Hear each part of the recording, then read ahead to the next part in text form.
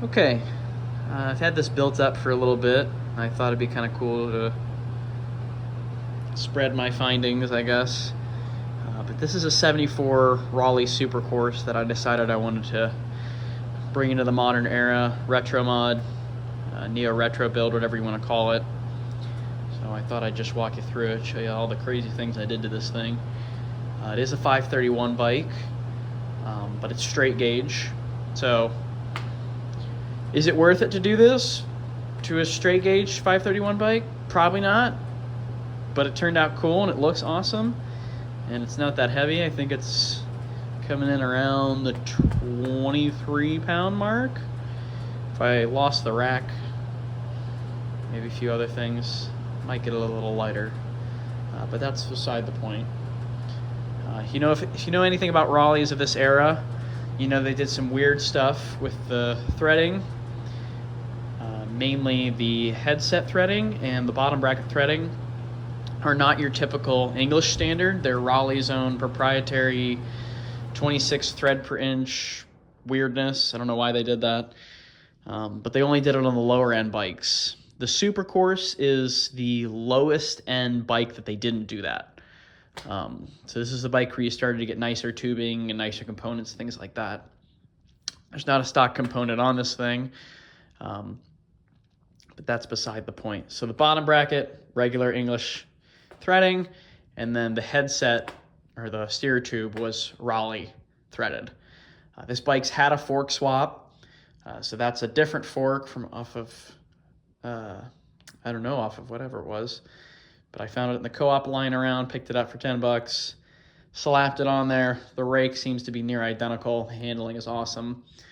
And then I put an Anycycle headset on here. So this converts it to a threadless steer tube. You don't know anything about the Anycycle headsets.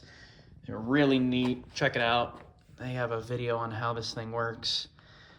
Kind of a pain to install, but boy, it looks good. Looks really good on there. And it converts it to threadless, so changing stems and handlebars is not a job anymore. It's pretty easy.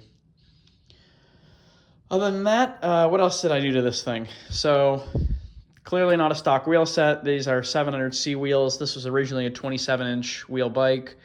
If you know anything about that, the tire options are basically Panaracer Pacellas, and that's kind of it. These are 700 by 35, so these have got some pretty good meat to them. And then to accommodate that, got some Tektro R559 long reach brakes, which are at the limit, but fit just right. Other weird things include this drivetrain. Big fan of 9-speed stuff. I love that it's backwards compatible with some of the newer Shimano shifters, like the R3000 Sora shifters that I got up there. And you can use mountain bike or road derailleurs interchangeably. So same pull ratio, hooray. You'll notice this is kind of a mishmash. It's got the Velo Orange drill and cranks, which are super cool in 165, because I'm a tiny guy.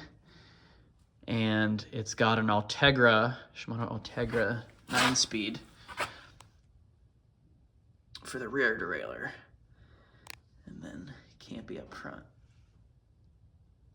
So you may be thinking, well, is the front friction shifted? Like, how is the indexing working on this bike? That is my favorite finding after doing this, which is the Shimano Sora R3000. This one's a Claris, but it's identical. The triple shifters. These are very hard to find. They do exist. You'll notice it says triple down there. It'll focus.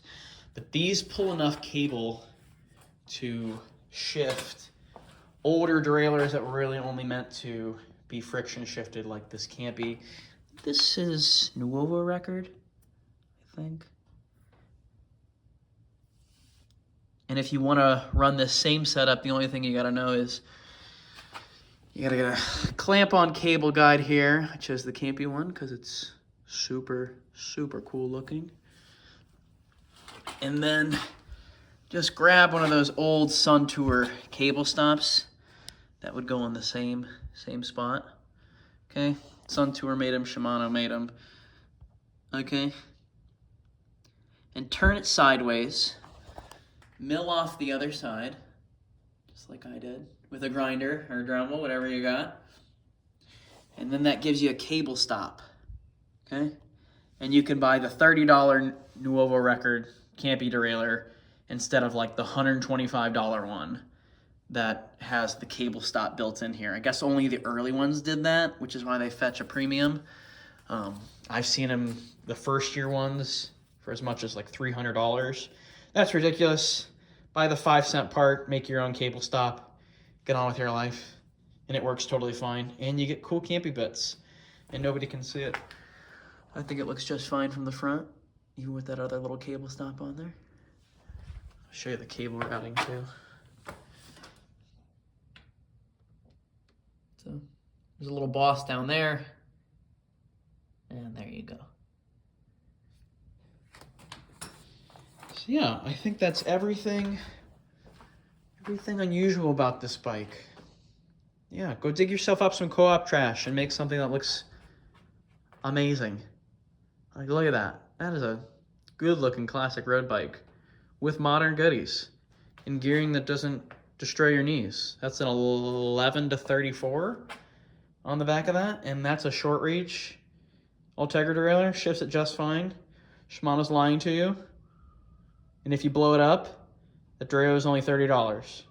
So blow it up. But they do make it in a long cage if you're curious. Anyway, that's it. And I'll show you the clearance on the front. Could definitely go bigger. The back is definitely maxed out at a 35. I know people love to stuff huge tires in these things whenever you're resto modding a vintage bike. But I can assure you that 35s is the max unless you're gonna build one of those chainstay crimper tools to press that in. But the bike had pretty nice paint, so I didn't feel like doing that. And 35 is just fine. Goes on gravel, super comfortable for like a long ride. I've got a pair of slicks for it too. Yeah, and these are the Mavic Axioms. Got the lighter version over here. It's the bike for a different video. Very cool. Also, 9-speed resto modded things. Very cool. But yeah, there it is.